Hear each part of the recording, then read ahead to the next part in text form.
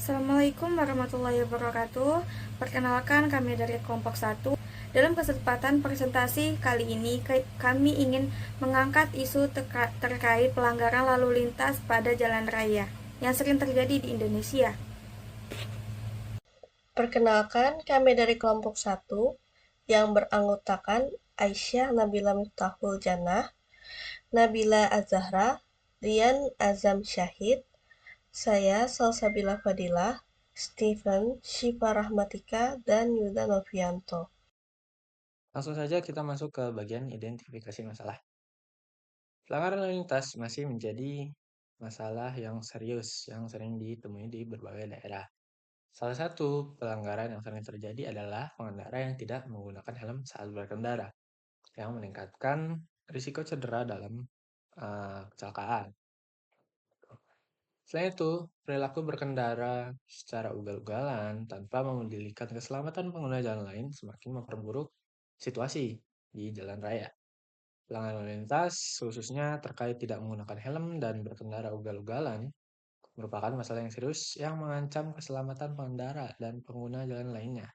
Faktor penyebabnya beragam, mulai dari kurangnya kesadaran akan keselamatan, pengaruh lingkungan sosial, hingga kondisi infrastruktur jalan yang tidak memadai. Akibatnya, akibat dari pelanggaran ini sangat fatal, mulai dari tingginya angka kecelakaan lalu lintas, korban jiwa, dan luka-luka, hingga kerugian ekonomi yang besar. Selain itu, pelanggaran lalu lintas juga mengganggu ketertiban umum dan menurunkan kualitas hidup masyarakat. Baik, Assalamualaikum warahmatullahi wabarakatuh. Perkenalkan, nama saya Yuda Novianto. Saya akan menjelaskan terkait salah satu bukti atau contoh pelanggaran berdasarkan identifikasi masalah. Sebelum saya menjelaskan, mari kita analisis video berikut ini.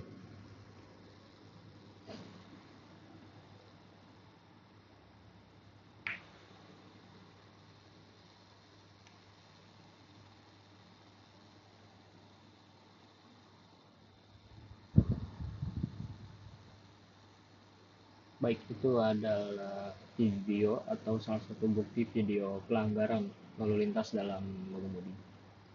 Nah, kalau kita identifikasi masalah berdasarkan video cuplikan tersebut, berdasarkan cuplikan video tersebut, salah satu pengendara melakukan pelanggaran terhadap lalu lintas. Pengendara tidak menggunakan helm saat berkendara, dan pengendara ugal-ugalan dalam berkendara, menjadi bukti jelas bahwa pengendara tersebut melanggar aturan lalu lintas.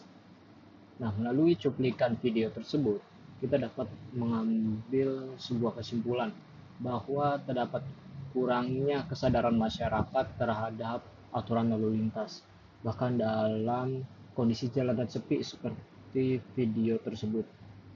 Nah, dari video yang kita tonton sebelumnya, kita dapat melakukan analisa terkait jenis pelanggaran yang dilakukan. Itu yang pertama adalah tidak menggunakan helm saat berkendara dengan referensi Undang-Undang Nomor 22 Tahun 2009 Pasal 106 Ayat 8. Lalu yang kedua adalah ugal-ugalan dalam berkendara dengan referensi Undang-Undang Nomor 22 Tahun 2009 Pasal 283 dan Undang-Undang Nomor 22 Tahun 2009 Pasal 311. Mungkin itu aja dari penjelasan saya dan akan dilanjutkan oleh rekan saya. Terima kasih. Undang-Undang Nomor 22 Tahun 2009 Pasal 106 Ayat 9 mengatakan bahwa setiap orang menggunakan kendaraan sepeda motor roda 2 tanpa kereta di sampingnya dilarang membawa satu penumpang lebih. UU Nomor 22 Tahun 2009 Pasal 106 Ayat 8 mengatur bahwa setiap orang yang mengemudikan sepeda motor dan penumpang sepeda motor wajib mengenakan helm yang memenuhi standar nasional Indonesia. Pasal 77 Ayat 1 UU Nomor 22 Tahun 2009 tentang lalu lintas dan angkutan umum mengatur bahwa setiap pengemudi kendaraan bermotor wajib memiliki surat izin mengemudi atau SIM sesuai dengan jenis kendaraan yang dikemudikan. Pasal 311 UU LLAJ. Setiap orang yang dengan sadar mengemudikan kendaraan bermotor dengan cara atau keadaan yang membahayakan bagi nyawa atau barang dapat dipidana penjara paling lama 1 tahun atau denda paling banyak 3 juta rupiah. Undang-Undang No. 22 Tahun 2009 pengemudi menggunakan ponsel saat berkendara. Pasal 283 menyatakan setiap pengemudi yang melakukan aktivitas lain saat mengemudi yang mengganggu konsentrasi seperti menggunakan ponsel akan dikenai sanksi berupa denda maksimal Rp750.000 atau kurungan maksimal 3 bulan. Kemudian solusi agar masyarakat tidak melanggar lalu lintas. Yang pertama, tetap mengadakan razia di jalan dari pihak kepolisian meskipun sudah berlaku e-tilang. Kita tidak bisa menepis fakta bahwa CCTV di jalan atau e-tilang itu sangat membantu pihak kepolisian untuk menilang masyarakat yang melanggar lalu lintas. Tapi terkadang secara fakta di mana CCTV tidak bisa menangkap seluruh bagian jalan dan terdapat sedikit celah untuk masyarakat melakukan pelanggaran. Nah, alangkah baiknya dari pihak kepolisian mungkin bisa sesekali turun ke jalan untuk melakukan razia seperti sebelum berlakunya e-tilang. Yang kedua adalah konsekuensi yang berat jika melanggar aturan. Contohnya mungkin seperti menaikkan denda untuk masyarakat yang melanggar lalu lintas dan lain-lain. Yang ketiga adalah memperketat ujian dan proses mendapatkan SIM. Yang keempat adalah meningkatkan kesadaran masing-masing dalam hal keselamatan berkendara dan aturan lalu lintas. Jadi alangkah baiknya kita meningkatkan kesadaran untuk selalu mungkin berhati-hati di jalan dan menaati aturan lalu lintas karena hal tersebut juga untuk kebaikan kita masing-masing. Selanjutnya saya akan membahas tentang rencana aksi pelanggaran lalu lintas. Yang pertama ada meningkatkan kesadaran akan keselamatan berkendara. Kesadaran dalam berkendara sangat penting untuk mengurangi resiko kecelakaan. Banyak kecelakaan terjadi karena kelalaian dan kurangnya pemahaman akan aturan lalu lintas.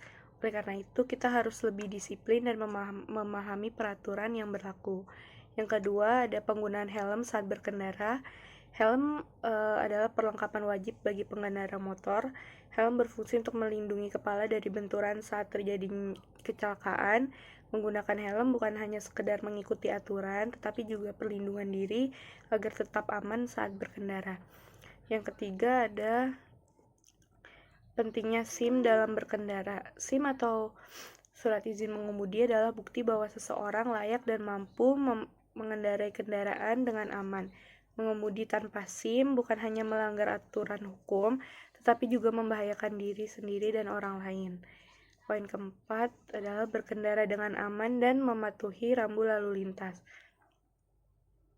Berkendara dengan aman berarti tidak ugal-ugalan, tidak melanggar rambu lalu lintas, dan selalu waspada terhadap kondisi jalan. Pengendara yang disiplin akan membantu menciptakan lalu lintas yang lebih tertib dan mengurangi resiko kecelakaan. Aksi yang harus diimplementasikan yaitu 1. Menggunakan helm saat berkendara.